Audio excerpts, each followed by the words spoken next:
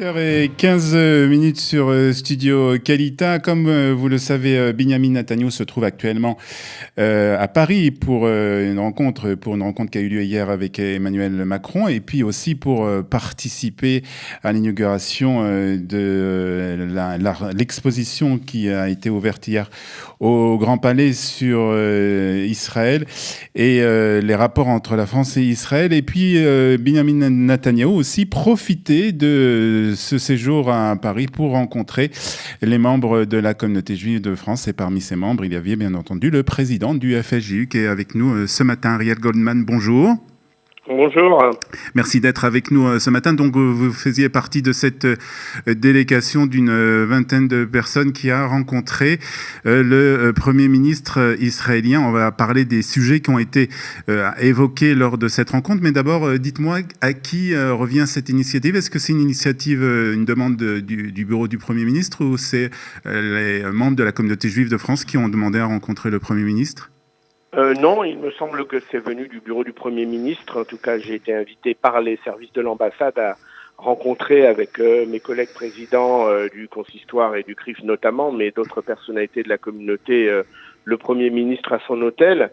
Ce que je voudrais dire d'emblée, après votre présentation, c'est qu'effectivement, c'est assez habituel que les dirigeants israéliens, présidents ou premiers ministres, lorsqu'ils sont de passage à Paris, souhaitent avoir un échange avec la communauté. Mais là, c'était un échange à la fois intime, parce que nous n'étions pas très nombreux, et donc un vrai échange, nous avons pu dialoguer, et puis long, parce que nous sommes restés à peu près 2 heures avec lui. Ah oui, ça veut dire que sur un emploi du temps quand même de 48 heures, une visite de un peu moins de 48 heures, eh bien il a consacré une part importante de ce temps à écouter et à s'adresser à la communauté juive en dehors du discours qu'il a fait devant de très nombreuses personnes de la communauté juive également hier soir à l'inauguration.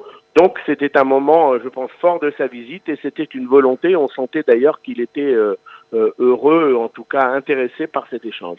Alors on parle beaucoup ce matin dans la presse israélienne de cette visite et de cette rencontre avec la communauté juive de France. Alors on va parler un peu des sujets qui sont évoqués et des sujets qui sont repris ce matin par la presse française. Alors on parle ce matin du fait que Benyamin Netanyahou a raconté, ou du moins a annoncé, que de nombreux attentats avaient été déjoués en France grâce aux services secrets, au service de renseignement israélien. C'est quelque chose que vous confirmez ?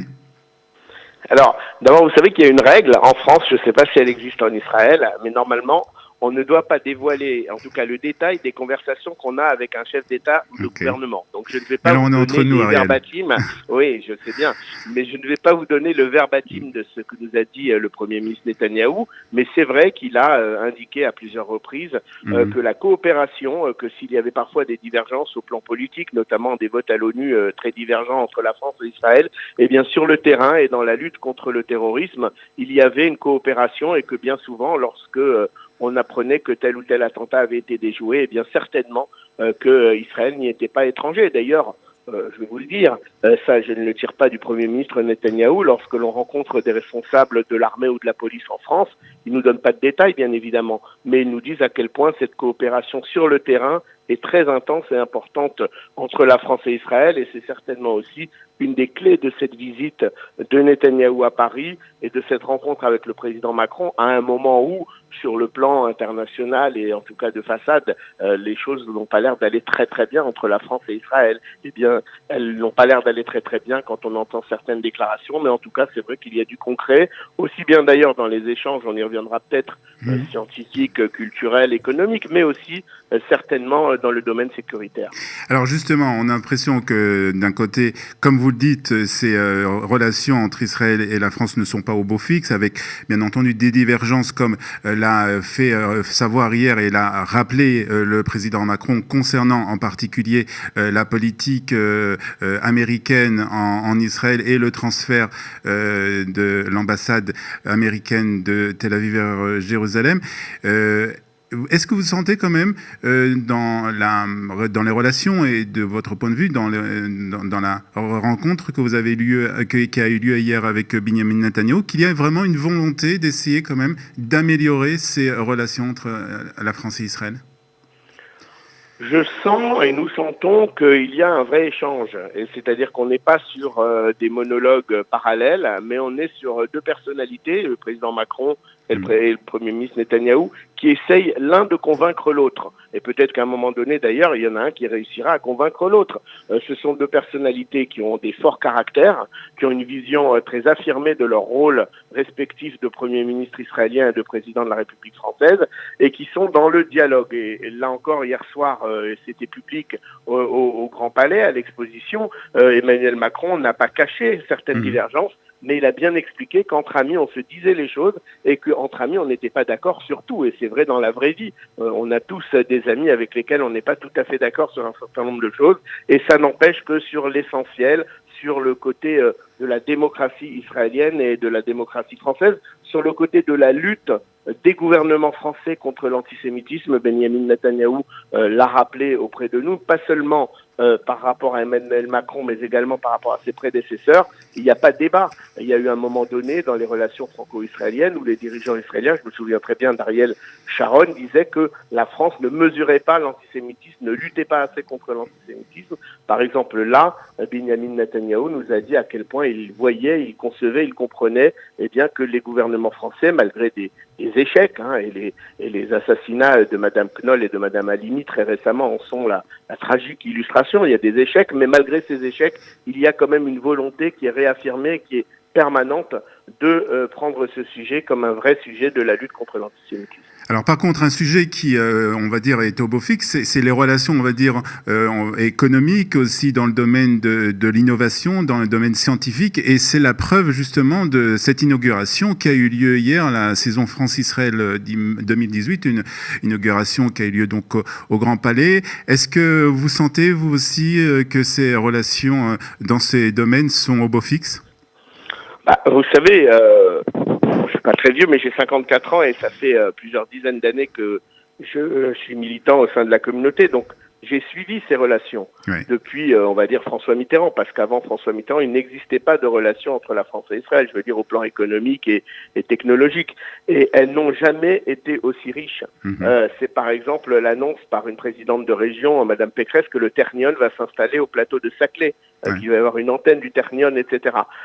Donc, c'est vrai qu'on assiste à un moment, si nos arrière-grands-parents avaient vu cela, ils n'en croiraient pas leurs yeux, à un moment de relation quotidienne, permanente dans le domaine technologique, dans les échanges et dans le domaine aéronautique, par exemple, où on l'a vu encore à Vivatech l'autre jour au salon, il y a des échanges permanents. Les sociétés françaises s'intéressent énormément à ce que font les sociétés israéliennes et les sociétés israéliennes également s'intéressent à un certain nombre de technologies ou de valeurs ajoutées françaises. Donc ça, c'est très encourageant. Et puis aussi, il y a cette saison croisée. C'est pas anodin. Elle ne se fait pas régulièrement, elle ne se fait pas avec tous les pays. Il y a eu quelques pays, j'ai en tête la Colombie, la Roumanie, avec lesquels la France a fait ses saisons croisées. Et là, il y a cette saison croisée contre, j'ai envie de dire contre vents et marées, parce qu'évidemment, il y a les grincheux, il y a les manifestants, il y a les BDS.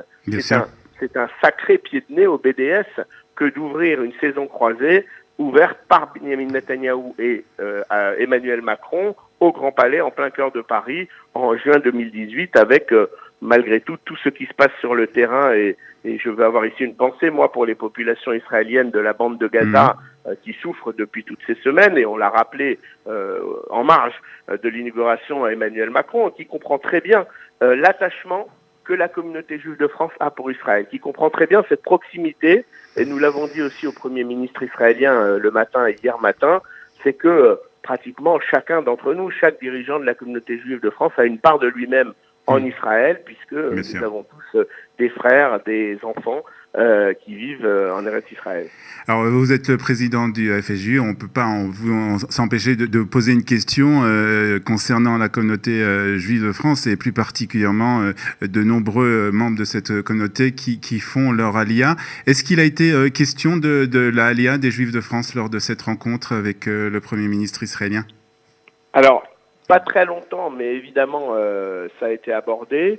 Il a insisté sur le fait que pour lui, c'était une aliyah importante, que c'était une aliyah de qualité, parce que les relations entre la France et Israël et la communauté juive de France, je veux dire, et Israël, sont anciennes et importantes, et justement que ces liens sont riches est multiple. Il a promis, il a dit qu'il continuerait à faire tous ses meilleurs efforts pour que de plus en plus de diplômes soient reconnus, qu'il y ait des équivalences à peu près dans tous les domaines où il n'en existe pas encore.